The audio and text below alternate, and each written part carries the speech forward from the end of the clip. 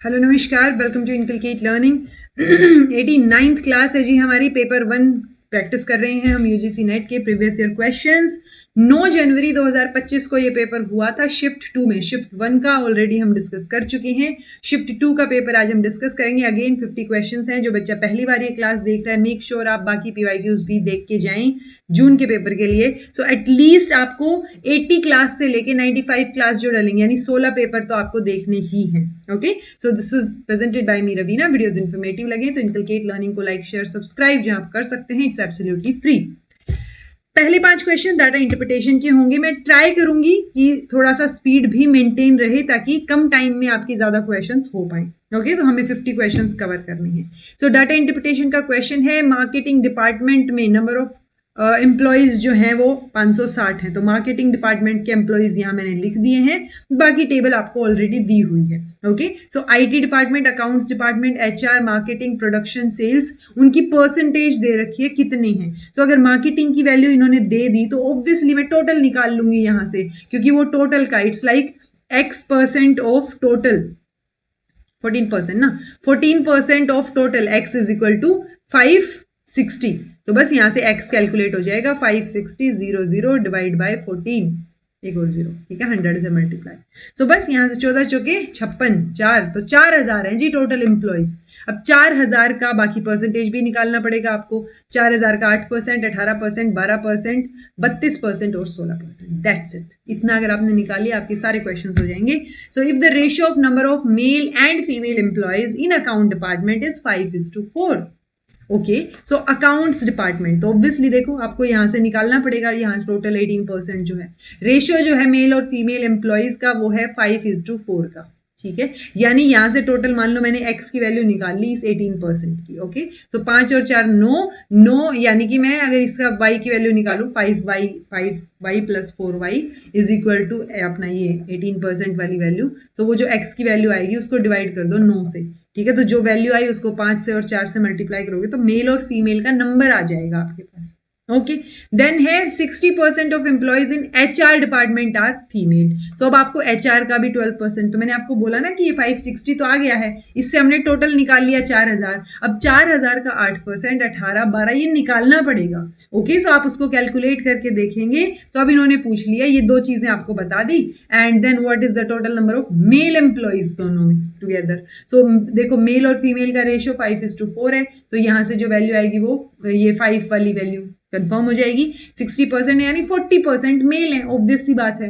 तो इसका 40% निकाल लो आपका जो एचआर डिपार्टमेंट है। कैसे कैलकुलेट होगा? ऐसे 320, 720, 480, 560, 1280 और 640, ये आपके 8% जो मैंने अभी बताया 4000 ये हमने कैलकुलेट किया था। तो इस 4000 से बाकी वैल्यूज आ गई हैं। ओके, अब हमें क्या करना पड़ेगा, ये जो अकाउंट्स वाले हैं 5 और 4 वाले, तो ऑब्वियसली 9 8 72, तो 8 5 40, यानी 400 लोग हैं, 400 मेल हैं अगर इस डिपार्टमेंट की बात करें। देन अगर आप दूसरे डिपार्टमेंट की बात करोगे एचआर डिपार्टमेंट में 480 है टोटल, तो 480 का 40% निकाल लो, मेल है 40%। ओके, 1 0 से 1 0, 4 चौके 8 चौके 32, 3 4 चौके 16, 17 18 19, तो 192।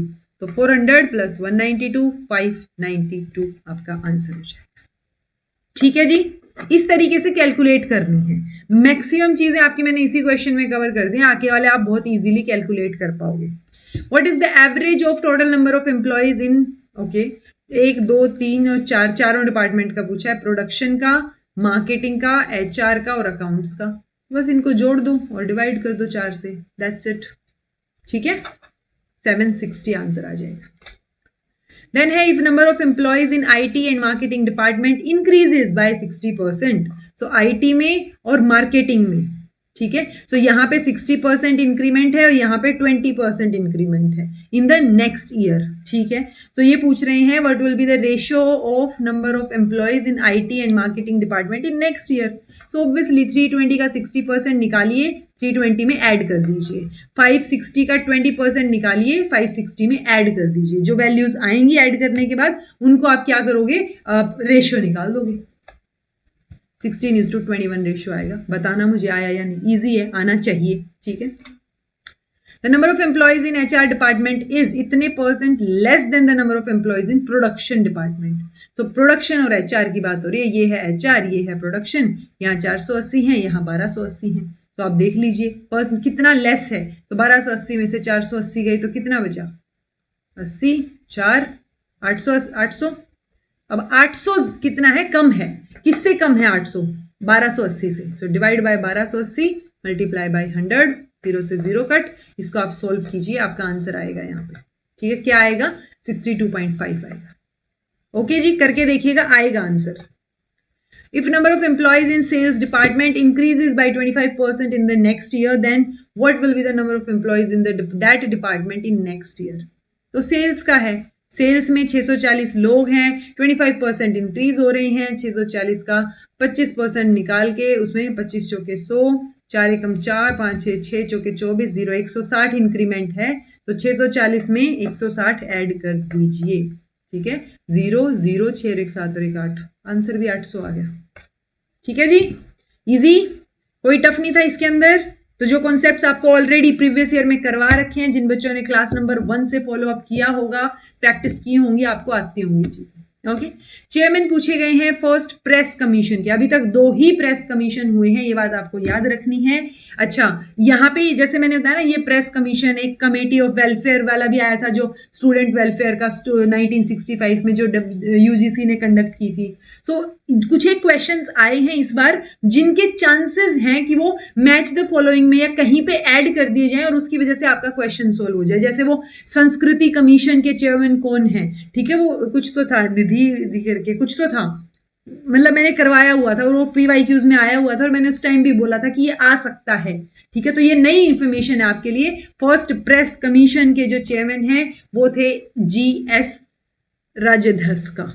ठीक है, ध्याक्ष, राज्याध्यक्ष, वटेवर, यही नाम है अपना, याद रखना पड़ेगा नाम। ठीक है, सो फर्स्ट प्रेस कमीशन 1952 में था, सेकंड प्रेस कमीशन 1978 में था। सेकंड प्रेस कमीशन इनिशियली, क्योंकि उस टाइम पे इंडिया में वैसे 1978 से जस्ट पहले अपने फिर इलेक्शन हुए थे और उसके पहले इमरजेंसी लगा दी थी, तो कई चीजें गड़बड़ा रखी थी, तो पॉलिटिकल माहौल ठीक नहीं था। सेम जैसे मैंने आपको 1986 की पॉलिसी करवाई थी और मैंने आपको बताया था 1990 में रामामूर्ति कमेटी बिठाई गई थी। जैसे ही उनकी रिपोर्ट आती है वैसे ही गवर्नमेंट भी चेंज हो जाती है, तो दूसरी गवर्नमेंट एक और नई कमेटी बिठा देती है। Same applies here. जब ये सेकंड प्रेस कमीशन बिठाया 1978 में, तो उसके बाद इनिशियली जो है जस्ट कौन थे चेयरपर्सन, जस्टिस PC गोस्वामी थे। ये जो ये PR दे रखा है यहाँ, PC गोस्वामी। ओके, फिर जनता पार्टी ने एस्टेब्लिश किया था ये मोरारजी देसाई की गवर्नमेंट के अंडर। ठीक है, बट देन कमीशन रिकॉन्स्टिट्यूट होता है जब 1980 में वापस से इंदिरा गांधी की सरकार आ जाती है, तो 1980 में KK Matthew, justice KK Matthew को जो है चेयरमैन बनाया जाता है। और क्योंकि ओरिजिनल मेंबर्स ने ऑब्वियसली रिजाइन दे दिया था, ले लिया था वो लगा लो। ठीक है, तो 1982 में इनकी रिपोर्ट आती है। तो आपको ये दोनों नाम पता होने चाहिए, KK मैथ्यू भी और PC गोस्वामी भी। ठीक है, तो ये PC अगर यहाँ होता तो ये दोनों नाम इन्होंने ऑलरेडी दे रखे थे यहाँ पे। ठीक है, तो आपको पता होनी चाहिए ये सारी की सारी चीजें। अब बचे गिरिलाल जैन, तो ये फेमस इंडियन जर्नलिस्ट हैं, ये भी थोड़ा ध्यान रख लो क्योंकि ऑप्शन में आया हुआ है। ठीक है जी, चलिए।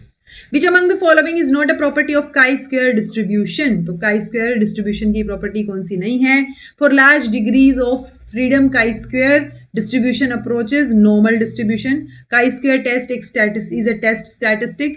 3 times the number of degree of freedom is equal to variance, या 2 times the number of degree of freedom is equal to variance. तो देखो इन दोनों में से कोई एक चीज ही सही हो सकती है, दोनों तो प्रॉपर्टी नहीं होंगी। ठीक है, तो कौन सा गलत हो जाएगा? थर्ड वाला गलत हो जाएगा, यानी 2 टाइम आप करोगे ना, 2 time degree of freedom is equal to variance as per chi-square distribution. ठीक है, तो वो प्रॉपर्टी रहेगी, तीसरे वाली नहीं रहेगी। In order to construct a good definition by genus and difference, what must be avoided? तो अगर आप एक अच्छी डेफिनेशन क्रिएट करना चाह रहे हो तो क्या चीज अवॉइड होनी चाहिए? It should state the conventional intention of the term being defined. यानी कन्वेंशनल जो इंटेंशन, उसका एक्चुअल जो इंटेंशन डेनोटेशन हमने पढ़ी है ना चीज एक्सटेंशन वाली, तो कन्वेंशनल इंटेंशन जो है वो टर्म में होनी चाहिए। देन है it must state the essential attribute of the term being defined, उसके एट्रीब्यूट्स डिफाइन किए जाएं। Definiendum itself must appear in the definition, उसमें होना चाहिए जो डिफाइंडन है वो भी। देन है definiens must denote more things than are denoted by defined them. Okay, a definition should not be negative with when it can be affirmative. तो देखो, जब अगर अफर्मेटिव या पॉजिटिव कोई स्टेटमेंट हो सकती है तो डेफिनेटली वो नेगेटिव नहीं होनी चाहिए, इतना तो हम श्योर है. ठीक है, सो ई तो फॉर श्योर आएगा. अगर इतना भी आपको आइडिया हो गया तो दो ऑप्शन तो आपके कट आउट हो गए, 50-50% चांसेस हो गए. अब आपसे पूछा है ए और बी, क्योंकि A D B E, A D E आएगा या बी डी ई आएगा आंसर. सो ए और बी में से देख लो. अब it should state the conventional intension और it must state the essential attribute. तो कौन सी चीज आएगी जी? आंसर सी और डी हो जाए. अच्छा, which must be avoided. Okay, sorry, avoid कौन से होनी चाहिए? यानी ई तो फॉर श्योर सही है, वो अवॉइड नहीं होनी चाहिए ना. ई तो होनी चाहिए कि हाँ पॉजिटिव बना सकते हो, तो वो होनी चाहिए. तो ई तो होएगा, उल्टा बोल दिया मैंने. ठीक है, तो आपका सेकंड और फोर्थ ऑप्शन कट आउट हो गए. ठीक है, सेकंड और फोर्थ ऑप्शन कट आउट हो गए क्योंकि ई बात वाली, ई की जो बात है वो सही है. अब बचता है सी डी या B D.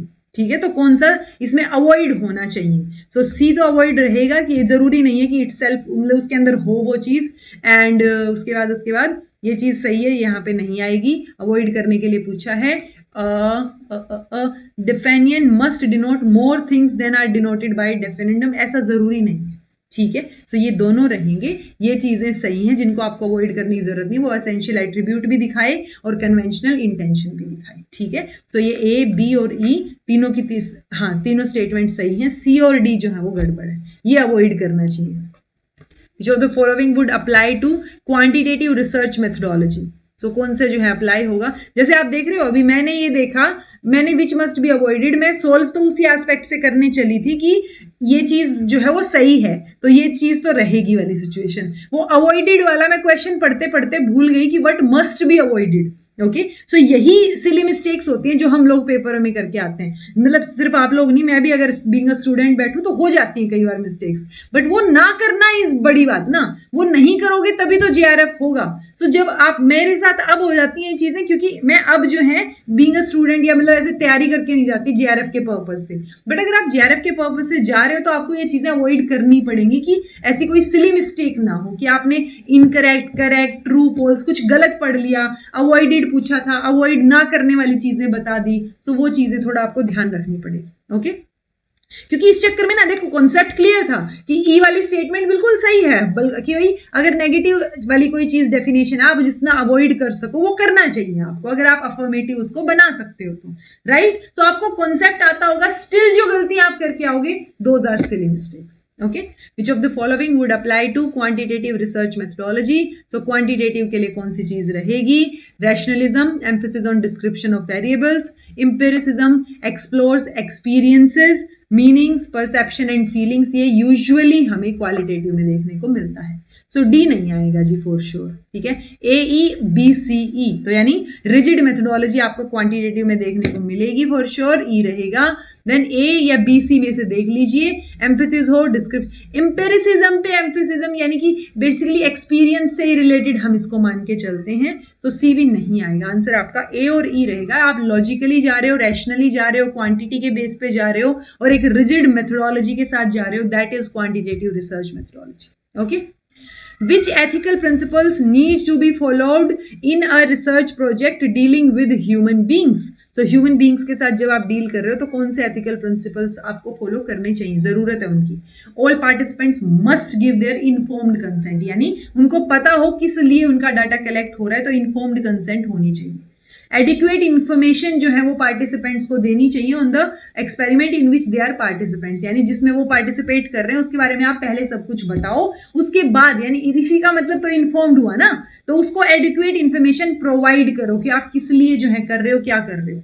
Rough treatment of participants is sometimes justifiable. नहीं, किसी भी सिचुएशन में आप पार्टिसिपेंट को रफली या अजीब तरीके से ट्रीट करो, किसी भी सिचुएशन में, चाहे आप रिसर्च पर्पस पे कर रहे हो या वट एवर इट इज, सो ये रफ वर्ड ही यहाँ पे गड़बड़ नजर आ रहा है कि ऐसा कुछ नहीं होगा.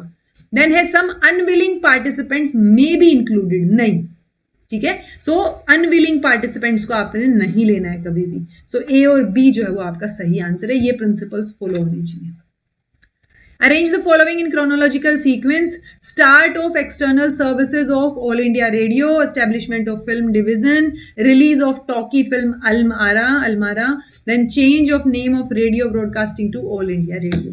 नया क्वेश्चन है, ऑल इंडिया रेडियो से रिलेटेड क्वेश्चन दोबारा भी आ सकता है. मैंने लास्ट टाइम आपको बोला था कि अगर मूवी का नाम आ जाए तो कोई टेंशन लेने वाली बात नहीं, छोड़ दो उस क्वेश्चन को. वो एक क्वेश्चन डिसाइड नहीं करेगा, वो रटने की जरूरत नहीं है उसके लिए, क्योंकि उसका इनपुट आउटपुट रेशियो बहुत कम है. आप कितनी फिल्मों के नाम रट जाओगे और कितनी प्रोबेबिलिटी क्वेश्चन आएगा. ओके तो जिन चीजों की प्रोबेबिलिटी है हमें पता है, इन टॉपिक से आते हैं आएंगे क्वेश्चन, वहां से वो कॉन्सेप्ट्स क्लियर होने चाहिए. तो इसकी इंफॉर्मेशन मैं प्रोवाइड कर देती हूँ जी आपको. आंसर इसका फर्स्ट रहेगा. अलमारा जो है रिलीज हुई थी 1931 में. ब्रॉडकास्टिंग जो है इंडिया में एक्चुअली 13 साल पहले शुरू हो गई थी जब AIR बना. ठीक है, सो 1923 में शुरू हो गई थी रेडियो क्लब ऑफ बॉम्बे के नाम से, एंड फर्स्ट एवर ब्रॉडकास्ट था वो कंट्री में. तो ये भी पूछा जा सकता है किसी टाइम पे. This was followed by the setting up of Calcutta radio आपका क्लब. 5 महीने बाद कैलकाटा रेडियो क्लब खुल गया. फिर इंडियन ब्रॉडकास्टिंग कंपनी IBC जो है वो एग्जिस्टेंस में आती है 1927 में. ओके देन वो obviously only to face liquidation, यानी ये हट गई बाद में. देन अप्रैल 1930 में Indian broadcasting service under department of industries and labour, यहाँ पे जो है एक एक्सपेरिमेंटल बेसिस के लिए चीजें आती हैं. फिर 8 जून 1936 को जो है ये जो इंडियन स्टेट ब्रॉडकास्टिंग वाला सिस्टम था इसको ऑल इंडिया रेडियो बना दिया जाता है 1936 में. ठीक है, उसके जस्ट बाद 1937 में सेंट्रल न्यूज ऑर्गेनाइजेशन भी आता है, और उसके बाद जो है आपका ये भी रहेगा. उसके बाद 1948 में आपका ये फिल्म डिवीजन बनता है इंडिया का. ओके तो हाँ, फैक्चुअल इंफॉर्मेशन है, इसमें से कोई इंफॉर्मेशन आपके जरूर काम आ सकती है आने वाले पेपर में. ब्रिज, राउटर, गेटवे और इथरनेट. तो क्या रहेगा? Device that can receive the data, analyze it, transmit it to another network. Router sound कर रहा है वैसे तो. Set of rules that decides how computers and other devices connect with each other through cables in a LAN. ये ethernet sound कर रहा है. Serves as the entry and exit point, entry exit gateway. ठीक है, सो ये for sure third रहेगा. ठीक है, अगर ये थर्ड रहेगा देन आपका devices that connect one LAN to another LAN that uses the same protocol. Set of rules, cable के थ्रू ये इथरनेट साउंड कर रहा था ना. ये थर्ड का थर्ड, ये इसका. तो क्या रहा? सेकंड तो है ही नहीं ऑप्शन. नहीं, सी का सेकंड बोल रही हूँ ना मैं, सी का थर्ड बोल रही हूँ, डी का सेकंड बोल रही हूँ. हाँ ये तो सेम ही है. अब फर्स्ट और फोर्थ के बीच में आ गई ये चीजें. राउटर और ब्रिज. तो device that can receive the data, एक तो रिसीव कर रहा है, एनालाइज कर रहा है, और बाकी ट्रांसमिट भी कर रहा है. और दूसरा आपके पास बचता है device that connect one LAN to another LAN through same protocol use करके. तो कनेक्ट करती है, ये कहीं ना कहीं ब्रिज बनाएगी ना. तो आंसर थर्ड होना चाहिए ना. ये ब्रिज बनाएगी, और राउटर जो है वो क्या करेगा? रिसीव करेगा डाटा को, एनालाइज करेगा और ट्रांसमिट करेगा अगले नेटवर्क. बहुत easiest question in the world wide web. Okay, ये भी इजी होना चाहिए क्योंकि ये क्वेश्चंस पहले करवाए हुए हैं. एनवायरमेंटल प्रोटेक्शन एक्ट तो 1986 है, ये तो याद हो. अगर ये भी याद होता वहीं से क्वेश्चन सोल्व हो गया था. ठीक है, तो ये चीजें आपको याद हो कौन सा एक्ट कब आया था. तो आपका जो एयर प्रिवेंशन वाला है वो 1981 में आया था. फॉरेस्ट वाला जो है वो आपका, सही बोल रहे हो ना? हाँ ठीक तो है. फॉरेस्ट वाला 1980 में आया था, और वाटर वाला 1974 में. उससे पहले वो वाइल्ड लाइफ प्रोटेक्शन एक्ट था. तो ये protection act, wild life protection, then water, air, उससे पहले फॉरेस्ट बीच में. तो वो चीजें आपको पता हो. ठीक है, ये 5-4 चीजें तो पता हो कि अच्छा पहले वाइल्ड लाइफ प्रोटेक्शन था, फिर वाटर की प्रोटेक्शन थी, फिर फॉरेस्ट की बात हो रही है, फिर एयर की बात हो रही है, फिर एनवायरमेंट की बात हो रही है overall. Okay, Which of the following goals is not a millennium development goal? So ये थोड़ा सा अनएक्सपेक्टेड क्वेश्चन आप लगा सकते हो, बट ये सोल्व हो जाएगा बिकॉज सस्टेनेबल डेवलपमेंट गोल्स चल रहे हैं. यूजुअली उन 17 गोल्स में से ही पूछा जाता है, बट मैंने आपको कंपेयर करके वीआईपी टॉपिक्स में भी और पहले भी बताए हुए हैं कि मिलेनियम डेवलपमेंट गोल्स के बाद सस्टेनेबल आए हैं. मिलेनियम गोल्स 2015 तक थे, 2000 से 2015 तक, 2015 से 2030 तक सस्टेनेबल डेवलपमेंट गोल्स चल रहे हैं. उसके बाद मिलेनियम डेवलपमेंट गोल्स 8 थे, सस्टेनेबल डेवलपमेंट गोल्स जो है वो 17 है. तो मैंने आपको बोला था 8 वालों से ही 17 निकाले गए हैं, 8 वाले थोड़े मोटे लेवल पे थे। सो एक्सट्रीम पॉवर्टी और हंगर एरेडिकेट करना है, ये मिलेनियम में भी था और अभी इसको 2 गोल बना दिए, पॉवर्टी अलग और हंगर अलग, तो ये 2 अलग अलग गोल बन गए यहाँ से, ठीक है। तो ये मिलेनियम में था, अलग अलग जो है वो सस्टेनेबल में बना दिया। चाइल्ड मोर्टेलिटी रिड्यूस होनी चाहिए, ये बात ठीक है, और सस्टेनेबिलिटी की भी बात है। ये क्लाइमेट एक्शन वाली चीज जो है वो एमडीजी में नहीं थी, ओके। एमडीजी मतलब millennium development goal. According to Naiyayikas, इस बार ये लॉजिकल रीजनिंग के थोड़े अलग क्वेश्चन आए हुए थे, तो ये क्वेश्चन आई ट्राई कि ये इन क्वेश्चन के जो कॉन्सेप्ट्स हैं वो आपको कहाँ देखने को मिले, आपकी रिवीजन मैराथन में देखने को मिले, okay. So according to Naiyayikas, the universal soundness in hearing in sound is perceived through, so ये वही संवाया संवेता संवाया जो मैंने आपको कॉन्सेप्ट बताया था, ये चीज मैंने आपको तब भी बताई थी कि जो लास्ट क्लास में भी, कि ये 4 कंडीशंस के हिसाब से, फर्स्ट में ये 6 कंडीशंस है, फर्दर 6 काइंड ऑफ कनेक्शन की बात है सनी करसा की, तो ये आपको पता हो। उसमें समयोग से क्वेश्चन था, यहाँ पे ये किससे आ गया, समवेता संवाया से आ गया, जहां पे the connection between the auditory faculty and universals which inhere with in sound, so inhering in sound वाली बात हो रही है, ओके। आई ट्राई कि इसको और बेटर तरीके से एक्सप्लेन किया जा सके जब मैं रिवीजन मैराथन लूँ। A man can do a work in 10 days, यानी मैन की एफिशिएंसी हो गई 1/10। A man along with a boy can do a work in 1/8 ratio, the ratio of efficiency of work of man and boy. So एक दिन में man का ratio मान लो it's, ये क्या है, दोनों man can do a work in 10, तो मैन की एफिशिएंसी क्या है एक दिन की, 1/10, दोनों की एफिशिएंसी क्या है 1/8, तो मैं 1/10 माइनस किसकी, टोटल है ना, टोटल में से मैं इसकी, सॉरी 1/10 तो इकट्ठा है, टोटल 1/8 है, तो दोनों की एफिशिएंसी 1/8 है, मैं 1/8 में से मैन की एफिशिएंसी माइनस कर दूंगी तो मेरे पास बॉय की एफिशिएंसी आ जाएगी, ओके। तो बस इसको सोल्व करना है, 80 10 माइनस 2 8, सॉरी, ठीक है। सो 2/80, तो 2 एकम 2, 2 चौके 8, 0, 1/40 रेशियो ऑफ एफिशिएंसी। अच्छा भाई ये तो 1/40 तो इसकी एफिशिएंसी आई है ना, अब उनका रेशियो निकालना है। सो 1/40 जो है वो बॉय की है और 1/10 जो है वो मैन की है, ठीक है। सो 1/10 40 ऊपर चला गया तो 4:1 आ गया रेशियो, ठीक है जी। रेशियो पूछा था, मेरे को रेशियो ध्यान नहीं रहा, ओके। चलो, which of the following are correct in context of network security, so virus, worms, trojan horse are examples of malware. बिल्कुल सही बात है, कई बार आया हुआ है क्वेश्चन। ट्रोजन हॉर्स एक non self replicating malicious software है, बिल्कुल नॉन सेल्फ रेप्लिकेटिंग है।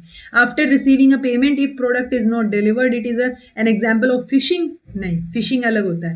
In HTTPS S stands for secure, ये बात ठीक है। तो वैसे भी 3 स्टेटमेंट सही होनी थी, HTTPS वाली सही है, बाकी दोनों सही है, तो ये वाली ही डाउट वाली है जो गलत है। और फिशिंग, फार्मिंग ये मैंने आपको करवाए हुए हैं, ठीक है। रैंसमवेयर वो सारी चीजें आपको करवाई हुई हैं। तो स्पामिंग, फिशिंग ये करवाए हुए हैं, SBD। तो मुझे बताइएगा फिशिंग किसको हम बोलते हैं, ओके।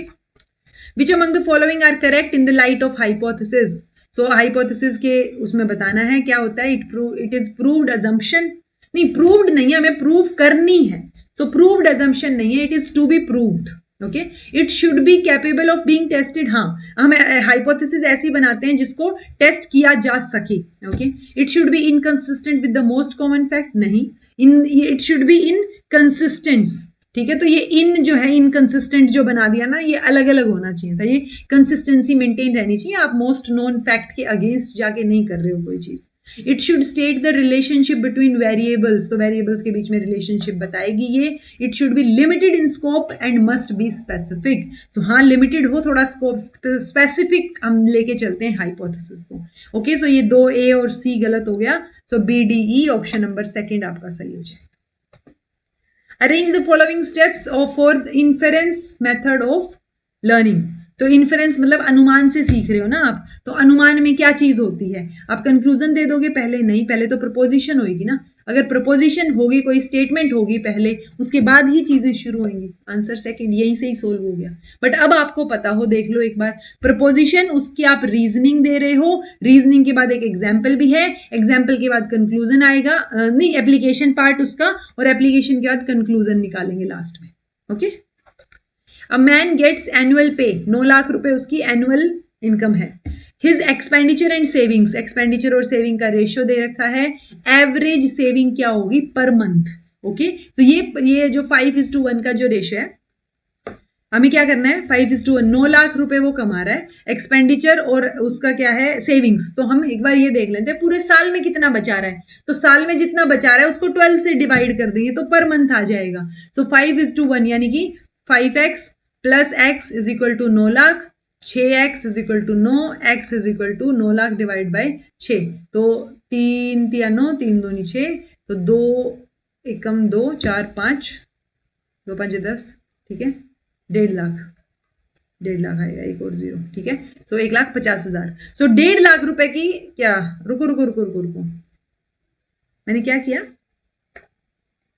9/6 ना 3/2 आ गया था ना, तो 2 एकम 2, 2 5 10, हाँ ठीक है 1.5, ठीक है। सो 1.5 लाख की बात हो रही है, वो x आ गया मेरे पास, यानी 5x अगर मैं देखूं और 1x, तो 1x है ना सेविंग, तो 5x तो एक्सपेंडिचर है, सो 1x मतलब 1.5 लाख, ठीक है, x की वैल्यू रख दी, सो 1.5 लाख रुपए बचा रहा है वो साल के, सो 1.5 लाख को फिर आप डिवाइड कर दो किससे, अपने इससे 12 से, तो आंसर क्या आ जाएगा, 12,500 आ जाएगा। ओके, चलिए, मालवीय मिशन स्कीम, विद्यांजलि, ज्ञान और ईशानोदय, ज्ञान और मालवीय मिशन स्कीम मैंने करवाई हुई है। ओके, सो मालवीय मिशन जो है वो टीचर्स के लिए है, ये मैंने आपको पहले भी बताया था, उनके प्रोफेशनल डेवलपमेंट के लिए। अगर आपको इतना भी आइडिया होता तो ये हो जाता, ठीक है। अगर आपको ज्ञान का आइडिया होता, ये मतलब वही इंटरनेशनल एक्सपीरियंस की बात हो रही है, ग्लोबल इंटरनेशनल नेटवर्क है ये एक तरीके से, सो ज्ञान का ये आना था, ठीक है। विद्यांजलि की आप बात करोगे तो विद्यांजलि जो है वो रेमेडियल क्लासेस और ट्रेनिंग के लिए है, और ईशानोदय जो है वो क्या है, नॉर्थ ईस्ट के जो स्टूडेंट्स हैं उनके स्कॉलरशिप के रूप में है, ठीक है। सो global initiative of academic networks था ये ज्ञान, जो मैंने आपको करवाया था वीआईपी क्लासेस में भी। अगेन ये क्वेश्चन पिछले जो 2 क्लासेस हैं उनमें भी 4 नाम आए हुए थे, वैसे ही 4 नाम यहाँ हैं, यहाँ थियरीज दे रखी, बुक्स के नाम दे रखे हैं, आपको रटने की जरूरत नहीं है। हाँ, नोट्स में आप साइड में ऐड कर सकते हो, एक रीडिंग ले सकते हो, दैट्स इट, ठीक है। उसके अलावा आपको इस तरीके के क्वेश्चन पे एम्फेसाइज करके चीजों को और रटने की जरूरत नहीं है, इससे ईजी चीजें हैं जिनको रट के हम क्वेश्चन के सोल्यूशन तक पहुंच सकते हैं। ओके, तो इसको एक्सप्लेन करने की भी कोई जरूरत नहीं है, फर्स्ट ऑप्शन इसका सही रहेगा, आप मैच कर लो और लिख लो इसको अपने नोट्स में। नेक्स्ट क्वेश्चन आपके सामने बोल रहे हैं, in which of the following categories did Charles Sanders Peirce classify sign, तो साइन को कैसे क्लासिफाई करते हैं, तो एटलीस्ट सिंबल तो आएगा फॉर श्योर, आइकन भी आएगा, तो आपको सी और ई तो फॉर श्योर होना चाहिए, सी और ई, यानी ये 2 कट गए हैं अपने, ठीक है। सो बी और डी में से आपको देखना है इंडाइसिस की बात हो रही है या इंटरप्रेट की बात हो रही है, इंटरप्रेटेंट जो इंटरप्रेट करेगा, तो इंटरप्रेट करेगा उसका वो साइन की क्लासिफिकेशन नहीं है ना, वो तो साइंस को देखेगा, सो इंडाइसिस रहेगा बी, सी और ई आपका आंसर रहेगा, ठीक है। तो सिमायोटिक्स जो है वो हम साइन की स्टडी को बोलते हैं, ये क्वेश्चन कई बार आया हुआ है, और ये जो थियरी है इसकी चार्ल्स सैंडर्स पियर्स की, तो आप चार्ल्स सैंडर्स पियर्स का नाम आप इसमें याद रख सकते हो कि वो कैसे साइन की बात करते हैं, कि एक पर्टिकुलर साइन होता है और उसके बाद उसका इफेक्ट आपको देखने को मिलेगा, प्लस इंटरप्रेटर जो है वो उसको किस तरीके से इंटरप्रेट करेगा, तो उसकी बात जो है यहाँ रहेगी। ओके, ये चीजें हैं जी, साइन, ऑब्जेक्ट और इंटरप्रेटेंट। ओके, सो ये 4 पेयर्स की ट्रायडिक मॉडल ऑफ साइन है। तो साइन का क्या मतलब है वो आपसे पूछा है, इसकी जो थियरी है उसमें ये 3 चीजें हैं, साइन, ऑब्जेक्ट और इंटरप्रेटेंट, जो इंटरप्रेट करेगा एक तरीके, इंटरप्रेटर, ठीक है, और एक इंटरप्रेटेंट, तो ये चीजें हैं। पॉइंट सिर्फ इतना सा है, साइन का मतलब आपका आइकन, सिंबल और इंडाइसिस होगा, इंटरप्रेटेंट और ऑब्जेक्ट अलग चीज है, ये साइन से अलग जो 2 चीजें बोली गई हैं वो। Okay, what can be correctly inferred from the mood OAO in second figure, तो अब आपको ये पता हो कि OAO स्टेटमेंट है, ठीक है। तो हमने ये भी देखा हुआ है AEIO, तो ए में जो है अपना सब्जेक्ट आपका क्या है, अरे सब्जेक्ट डिस्ट्रीब्यूटेड है, इसमें सब्जेक्ट और प्रेडिकेट दोनों डिस्ट्रीब्यूटेड है, इसमें दोनों नहीं है, और जो अपना ओ है उसके अंदर आपका प्रेडिकेट डिस्ट्रीब्यूटेड है, यानी प्रेडिकेट और सब्जेक्ट की बात हो रही है। Okay, so middle term is distributed in the major premise, तो जो मेजर प्रेमाइस है आपका, मेजर प्रेमाइस कौन सा होगा, चलो जोन सा भी है, मेजर प्रेमाइस में मिडल टर्म डिस्ट्रीब्यूटेड है, तो आपको देखो कि डिस्ट्रीब्यूटेड है या नहीं, तो आपको OAO स्टेटमेंट यहां बनानी पड़ेगी। ओ में क्या आ जाता है, सम, अब आपका सेकंड फिगर है, उसके बेसिस पे आपको बनानी है। तो मैं आपको स्टेटमेंट बना के बता देती हूँ, फिर आप इसका आंसर निकालने की कोशिश कीजिएगा। तो मैंने आपको प्रेडिकेट सब कौन क्या डिस्ट्रीब्यूटेड है वो बता दिया, फैलेसीज आपने पढ़ी हुई हैं। मैं आपको ओ स्टेटमेंट बता देती हूँ। ओ में क्या होएगा, मान लो सेकेंड फिगर है, तो फिगर में क्या होता है, ये यानी दोनों मिडल टर्म लास्ट में है। तो सम एक्स आर वाई, पहली statement, sorry are not Y, ठीक है। देन है some z are not Y, ठीक है, तो y मिडल टर्म होगी जो बाद में आई हुई है, और सम नहीं ओल आएगा। ओके, ओल वाली स्टेटमेंट, वेट, ठीक है। तो पहली स्टेटमेंट लगाओ, सम x आर नॉट y, ठीक है। दूसरी स्टेटमेंट आपकी ओल z आर y, ठीक है। y अपनी मिडल टर्म हो गई, तो मिडल टर्म का दिख गया। ये अपनी मेजर टर्म लगा के चलो आप, तो ये क्या आ जाएगा फिर आपका सम z जो माइनर टर्म है आर नोट x, ठीक है। तो ये स्टेटमेंट्स हो गई हैं आपकी तीनों। अब इन तीनों स्टेटमेंट्स के हिसाब से देखो आप, middle term is distributed in the major premise. Middle term कौन सी है, y है। मेजर प्रेमाइस कौन सी है, ऊपर वाली है, ये मेजर प्रेमाइस है। तो यहाँ पे डिस्ट्रीब्यूटेड है या नहीं, तो ये क्या है, ओ वाली है, इसमें प्रेडिकेट डिस्ट्रीब्यूटेड होगा। तो ये बात तो सही है, करेक्टली इन्फर्ड है। ओके, देन है कमिट्स इलिसिट माइनर फैलेसी। वैसे तो ए अगर सही आ गया तो हमें ये देखना चाहिए कि सी और ई और डी पे फोकस करना चाहिए, ना कि बी पे। But still minor illicit minor fallacy होगी कि माइनर टर्म जो है वो यहाँ पे तो है, क्या बोलते हैं माइनर टर्म आपकी क्या बोलते हैं, माइनर टर्म कंक्लूजन में अगर है डिस्ट्रीब्यूटेड तो ऊपर भी होनी चाहिए, वो है। बट अगर ऐसा नहीं हो रहा है तो वो माइनर फैलेसी होगी। Okay, middle term appears as predicate in minor premise. तो ये मिडल टर्म है, ये माइनर प्रेमाइस है, ये प्रेडिकेट की तरह आ रही है, तो बिल्कुल ठीक है, सी वाली टर्म भी ठीक है। Then A middle term is distributed in minor premise. Minor premise ऊपर वाली है, मिडल टर्म इसके अंदर जो है वो क्या है, डिस्ट्रीब्यूटेड पूछ रहे हैं। Middle term is distributed in minor, minor ये वाली है, तो इसमें डिस्ट्रीब्यूटेड नहीं है, सिर्फ सब्जेक्ट डिस्ट्रीब्यूटेड होता है। देन है, तो ये गलत हो गया आपका डी, ठीक है, ये ठीक है। देन है predicate of conclusion is distributed. Conclusion का प्रेडिकेट डेफिनेटली डिस्ट्रीब्यूटेड है, तो ये ठीक है जी। तो ए, सी और ई आंसर रहेगा, ठीक है। सो आप देख लो, ये मैंने समझा दिया है आपको, एंड आपको कई कॉन्सेप्ट्स मिला के ये क्वेश्चन सोल्व हो रहा है, इसलिए आपको बोला था कॉन्सेप्चुअल क्लैरिटी होनी चाहिए। ये मैंने दो जो मैराथन ले रखी है पहले, उसमें जो दूसरी मैराथन है ना मोस्ट इंपॉर्टेंट टॉपिक्स वाली, उसके हिसाब से आपने कॉन्सेप्ट समझा होगा तो आपके क्लियर हो जाना था। ओके, ये देखो, ये मैंने डाल रखा था आपको, तो ये देखो आपका यहाँ पे ए जो है उसमें सिर्फ सब्जेक्ट, ई में सब्जेक्ट प्रेडिकेट दोनों डिस्ट्रीब्यूटेड हैं, आई वाले में सिर्फ आपका कौन सा भी नहीं है डिस्ट्रीब्यूटेड, और यहाँ पे सिर्फ पर्टिकुलर क्या हो जाए, ये लो, यहाँ पे कौन सा भी नहीं है, यहाँ सिर्फ predicate. Okay, which among the following are correct in the context of distribution of terms. तो कौन सा सही है, a proposition distributes its predicate term. So A E I O U अभी बताया था, ए आई ओ यू में वोवल की तरह याद हो जाता है ये, तो ए आई ओ याद रखो। यहाँ पे सब्जेक्ट है, यहाँ सब्जेक्ट प्रेडिकेट दोनों है, यहाँ कौन सा भी नहीं है, और यहाँ पे सिर्फ प्रेडिकेट है। तो ए में क्या है, सब प्रेडिकेट डिस्ट्रीब्यूटेड नहीं, गलत हो गया। ई में दोनों डिस्ट्रीब्यूटेड है, सही है। आई में सिर्फ सब्जेक्ट डिस्ट्रीब्यूटेड है, आई में कौन सा भी डिस्ट्रीब्यूटेड नहीं है। ओ प्रोपोजिशन डिस्ट्रीब्यूट्स ओनली प्रेडिकेट, ठीक है। ए प्रोपोजिशन डिस्ट्रीब्यूट्स बोथ, नहीं। तो आंसर क्या है, सिर्फ बी और डी तो सही हो रहा है, बी और डी ना। ए प्रपोजिशन में प्रेडिकेट गलत हो गया। देन आपका क्या सही पूछा है ना इन्होंने, सही तो पूछा है। सो आंसर क्या, बी और डी आना चाहिए ना। ओ प्रपोजिशन में सिर्फ प्रेडिकेट है, बी में ई वाली में दोनों हैं, ठीक है। लास्ट वाला क्या, a proposition distributes both it subject, नहीं नहीं नहीं नहीं, नहीं। ड्रॉप है ना। मैं सभी सोचो आंसर कैसे नहीं है, मैंने कॉन्सेप्ट तो सही लगाया। सो ये ड्रॉप्ड है जी, बी और डी आना था इसका आंसर, ठीक है। Which of the following are non carcinogens, तो कैंसर कॉजिंग एलिमेंट्स आप लगा सकते हो, निकल, कैडमियम, बेंजीन और ओजोन। आंसर क्या रहेगा, ए, बी और सी। ओजोन जो है वो यूजुअली हम देखते हैं कि वो गुड ओजोन बैड ओजोन देखते हैं ना, तो ओजोन होती है बट नीचे इतनी नहीं होती जितनी ऊपर होती है, ठीक है। सो वो ओजोन जो है वो नहीं होगा इसमें, बाकी तीनों है।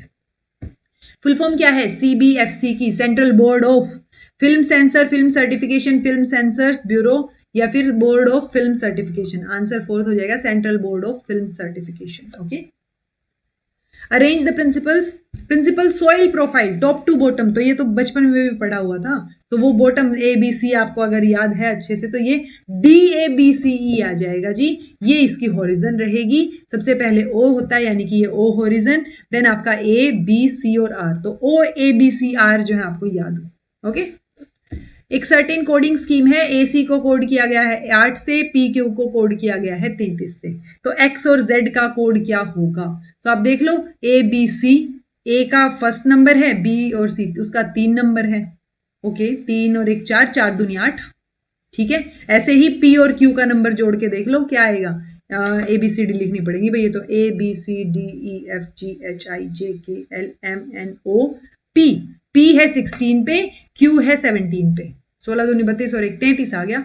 यानी कि यहां पे जो X और Z की आएगी या तो जोड़ने से ही आ जाए या उसका डबल करने से आ जाए, ठीक है। तो दोनों में से कोई भी कोडिंग स्कीम काम कर जाए अपनी। तो X और Z क्या है, XYZ लास्ट के लेटर्स है ना, ये 26वां हो गया, ये 24वां हो गया, तो 24 और 26 कितने हो जाएंगे, 6 और 4 10, 2 और 2 4 1 5, 50, 50 आंसर में ही नहीं है, 50 आंसर में नहीं है तो डबल करो 100 आ जाएगा, ठीक है। तो दोनों की देखने की जरूरत है, डरना नहीं है कि इसमें प्लस करते ही आ गया और इसमें तो डबल करते ही आ रहा है, तो वो पैटर्न ढूंढो, that's it. In the 10 category system that attempts to measure all the verbal interaction in classroom was developed by Flanders, Ned A Flanders इसका आंसर रहेगा। यूजुअली ये क्वेश्चन जो है वो अपने मतलब उसमें आता है हमारे एजुकेशन में, बट स्टिल यहाँ आया हुआ है। अब आया हुआ है तो एक एडिशनल इंफॉर्मेशन यहाँ याद रखो, ये वर्बल इंटरेक्शंस की बात कर रहा है, अगर नॉन वर्बल भी इंक्लूडेड होता तो इसका आंसर एक और है गैलोवे, ठीक है। सो वर्बल और नॉन वर्बल दोनों की बात करते हैं गैलोवे, सिर्फ वर्बल इंटरेक्शन की बात करते हैं नेड ए फ्लैंडर्स। ये इंटरेक्शन टीचर की इवेल्युएशन को देखने के लिए है। ये जो नेड फ्लैंडर का Flanders interaction category analysis system है, ये जो कैटेगरी सिस्टम है ये किस लिए है, टीचर को इवेल्युएट करने के लिए, वो किस तरीके से इंटरेक्ट कर रहा है। Okay, pick the correct statement, UGC regulations for plagiarism allow 10% of similarity index, सही बात है, 10% तक अलाउड है plagiarism, इट्स ओके, हो जाती है थोड़ी बहुत मैचिंग, ठीक है, ना चाहते हुए भी। The emphasis on mother tongue as medium of instruction was first suggested by 2020, नहीं, वो मदर टंग तो कब से सजेस्ट कर रहे हैं, सबसे पहले NEP ने थोड़ी सजेस्ट किया। Operation black board RTE act के रेकमेंड किया, नहीं, ऑपरेशन ब्लैक बोर्ड 1987 में आया था, 1986 की पॉलिसी ने रेकमेंड किया, ठीक है। Then NEP 2020 suggest 5+3+3+4 structure instead of 10+2+3, ये बात सही है, आंसर आपका A और D हो जाएगा जी, ठीक है। पेडागोजी का क्या मतलब है, तो टीचिंग, पेडागोजी मतलब पढ़ाना कैसे है, तो टीचिंग लर्निंग का पूरा प्रोसेस। देन आपका चाइल्ड पेडागोजी बोलते हैं ना, कि कैसे पढ़ा रहे हो आप, क्या प्रोसेस है। Child psychology, teaching methods, evaluation, measurement, नहीं, इवेल्युएशन, मेजरमेंट, टीचिंग में सब चीजें आ जाती हैं पेडागोजी में। ओके, सो पूरा प्रोसेस है टीचिंग लर्निंग का। दो सक्सेसिव डिस्काउंट्स 10%, 15% किसके इक्विवेलेंट होंगे, या तो ये देख लो 100 रुपए की चीज है, 10% का डिस्काउंट देके 90 की हो गई, 90 के ऊपर अब 15% का डिस्काउंट देके कितने की होएगी, तो ये क्या हो गया, 5 तिये 15, 5 दूनी 10, 9 दूनी 9 तिये 27 और डिवाइड बाय 2, तो 2 एकम 2, 2 तिया 6.5, इसमें जोड़ दो अपना कितना 10, कितना 13 पॉइंट और ये 10 ना, इतना कम हो गया ना, तो 5 13 1 23.5 कम हो रहा है, तो उतना ही परसेंटेज हो गया 100 का। या तो ये सॉल्यूशन है, इस तरीके से सोल्व करो इसको, या फिर अपना फॉर्मूला याद रखो। फॉर्मूला कौन से वाला याद रखोगे, ये वाला, x + y - xy by 100। Okay, which of the thermal pollution reduction method is most expensive to construct and operate, तो कौन सा मोस्ट एक्सपेंसिव रहेगा पोल्यूशन रिडक्शन का थर्मल लेवल पे। लार्ज शेलो पॉन्ड्स आपने बना दिए, cooling tower, sprinkling tower, dry tower, तो देखो बनाने में कोई इश्यू नहीं है, बना दोगे उसके बाद प्रोसेस स्लो हो जाएगा, ठीक है। तो एक्सपेंसिव सबसे ज्यादा कौन सा रहेगा, ड्राई टावर वाला रहेगा, जिसके अंदर हीट जो है वो आपको, आप exchanger system, heat exchanger system है जो ट्रांसफॉर्म कर रहा है वाटर की हीट को without the need of evaporation, ठीक है। सो वो वहां से हीट एक्सट्रैक्ट है, तो ये सबसे ज्यादा क्या रहेगा आपका महंगे वाला, एक्सपेंसिव हो जाएगा। बाकी ओके है। Okay, find the next term in the following letter series, B-C-D छोड़, B के बाद C छोड़ के D, देन E-F, G छोड़ के H, I छोड़ के J, K आना चाहिए ना, K, देन आपका D-E-F-G-H, तो जे या तो के आ गया, हाँ के ही आएगा जे के बाद, जे तो नहीं आएगा, ठीक है। सो अब आप देख लो अगला ABCD लिख के कर लोगे क्या, करके देखना ABCDEFG M, लास्ट वाला M रहेगा, वो तो इन्होंने ही बता दिया, शुरू का K है, लास्ट वाला M है, JKLM, ठीक है। तो अब बीच वाला देख लो FLR, दोनों साइड से आ रही हैं चीजें, आंसर क्या हो जाएगा KXM हो जाएगा, ठीक है। तो इसको सोल्व करके देखना, आ जाएगा, टाइम वेस्ट है अगर मैं इसको और एक्सप्लेन करूंगी तो। Okay, which of the following are non projected aids, तो कौन कौन सी हैं। ऑडियो कैसेट को प्रोजेक्ट करते हो, कहीं नहीं करते। मॉडल को कर सकते हैं, ठीक है। बी को तो फॉर श्योर नहीं करेंगे, ठीक है, ये तो कट गया। अब बता AC और ACD, ओके, यानी A और C तो है ही है। डी मॉडल, मॉडल एक नॉन प्रोजेक्टेड एड है, मॉडल सामने रखा होता है आपके, ठीक है। अच्छा नॉन प्रोजेक्टेड पूछा है आपसे, रुको भाई मैं तो प्रोजेक्टेड बताने लग गई। ऑडियो कैसेट तो फॉर श्योर नॉन प्रोजेक्टेड है, प्रोजेक्ट थोड़ी कर रहे हो, सुन रहे हो ना उसको, तो बी तो आएगा ही आएगा। ई इन्होंने खुद बता दिया, प्लास्टिग्राफ आएगा। अब बचा C और D, फिल्म स्ट्रिप्स या स्लाइड्स, ये तो प्रोजेक्टेड है। मॉडल बचा, मॉडल सामने रख देते हैं, वो वाला मॉडल, तो BDE आ जाएगा, ठीक है। Arrange chronologically as hierarchy of needs, again same question, तो आपको ये नीड्स मैंने करवा रखी हैं। सेल्फ एक्चुअलाइजेशन सबसे ऊपर रहेगा तो A सबसे लास्ट में आएगा, उसके बाद फिजियोलॉजिकल पहला रहेगा तो C आएगा पहले पे। आंसर आपका क्या आ गया, फर्स्ट, ठीक है। फर्स्ट और लास्ट कुछ कुछ याद हो ना, वो भी चीजें सोल्व करा देते हैं। Which of the following doesn't refer to a style of referencing, कौन सा नहीं है। MLA फॉर श्योर है, APS है, शिकागो है, MHRA भी है। ये क्वेश्चन ड्रॉप हुआ था, ये सारे के सारे स्टाइल्स हैं रेफरेंसिंग के, क्योंकि इन्होंने ये नहीं पूछा मोस्ट कॉमन कौन सा है, तो स्टाइल सारे, कोई ज्यादा यूज किया जाता है, कोई कम यूज किया जाता है।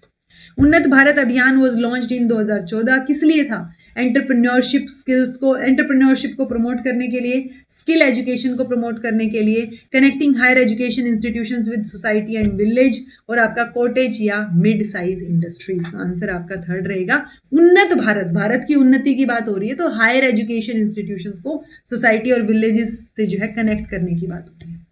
विच amongst the following can not be associated with skill, तो स्किल के साथ प्रैक्टिस, प्रैक्टिस से ही आती हैं चीजें, लर्निंग होएगी, प्रोफिशिएंसी भी होएगी, इनकैपेसिटी नहीं है। मतलब इजी सा क्वेश्चन है, देखते ही पता चल रहा है कि ये कुछ अलग वर्ड है। जब कैपेबिलिटी की बात हो रही है, स्किलफुल चीजों की बात हो रही है, तो ये कहाँ इनकैपेसिटी आ गया। Okay, which of the following is an example of non impact printer. Impact और नॉन इम्पैक्ट दो टाइप के प्रिंटर आपको कई बार बता रखे हैं।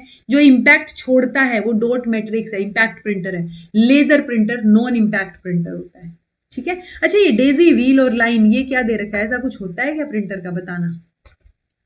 Teaching ads, chalkboard, overhead projector. मूक, मूक जो है वो ऑनलाइन के लिए है। प्रोजेक्टिव एड की बात हो रही है तो ओवरहेड प्रोजेक्टर। नॉन प्रोजेक्टिव की बात हो रही है तो टीचिंग एड भी, टीचिंग एड अच्छा इंटरेस्टिंग बनाता है, ये साउंड्स बेटर। और नॉन प्रोजेक्टिव एड जो है वो अपना चॉकबोर्ड हो गया। तो 3 2 4 1 है क्या ऐसा कुछ, ये रहा फोर्थ, ठीक है। Identify the fallacy in the following. How do I know that ginseng tea is a cure for common cold? Last week I had a bad case of the sniffles. I drank a cup of ginseng tea and the next morning my sniffles were gone. तो आपने कुछ random चीजें connect कर दी, हो सकता है वो वैसे भी आपका कॉमन कोल्ड ठीक होना हो, ठीक है, वो कोई नहीं, अभी वैसे भी ठीक हो गया तो आपने उस टी से कनेक्ट कर दिया। तो ये क्या है, ये आपका स्लिपरी स्लोप है, नहीं। हेस्टी जनरलाइजेशन, स्ट्रोमैन, स्ट्रोमैन भी नहीं है। तो क्वेश्चनेबल कोज है ये, कि क्वेश्चन उठता है इस पे कि मतलब क्या रैंडमली जोड़े जा रहे हो कुछ भी, वो चीज जल्दबाजी में नहीं किया उसने जनरलाइजेशन, उसने बहुत लॉजिकल दिया चीजों को, बट क्वेश्चनेबल कोज है ये। Arrange the steps of data processing cycle. Input, output, processing, storage. पहले इनपुट दोगे, प्रोसेसिंग होगी, देन डाटा स्टोर होगा और आउटपुट निकल के आएगा, है ना, ACDV। सेकंड पैराग्राफ है जी, वीडियो को स्टॉप करके पैराग्राफ को पढ़ो, आंसर करने की कोशिश करो। 46 क्वेश्चन का आंसर हो जाएगा second. Again 47th question, video को स्टॉप करके आंसर करने की कोशिश करो, आराम से पैराग्राफ को पढ़ के। प्रैक्टिस बहुत जरूरी है, इनकी प्रैक्टिस करनी है। मैं जल्दी जल्दी आपको आंसर दिखा देती हूँ, दैट डजंट मीन कि आप प्रैक्टिस नहीं करोगे कॉम्प्रिहेंशन की। कॉम्प्रिहेंशन, डाटा इंटरप्रिटेशन, ये बहुत इजी क्वेश्चन आते हैं इनके। डाटा इंटरप्रिटेशन चलो कभी कभार गड़बड़ा जाता है, उसके अलावा चलो इसका आंसर रहेगा फर्स्ट, 48 का देख लो तब तक। दूसरा जो आपके लॉजिकल नहीं, मैथमेटिकल रीजनिंग के जो हैं वो कॉमन वही हैं, वही कंपाउंड इंटरेस्ट पूछ लिया, सिंपल इंटरेस्ट पूछ लिया, कोई कोडिंग पूछ ली, तो वो चीजें आपको पता, वो बोनस क्वेश्चंस हैं, वो आपको आने चाहिए, ठीक है। आंसर इसका थर्ड, 49th क्वेश्चन। पढ़ो फटाफट और इसका आंसर करने की ट्राई करो, वीडियो रोक लो चाहे। आंसर रहेगा third. 50th question, last question for today, answer रहेगा थर्ड, ठीक है जी।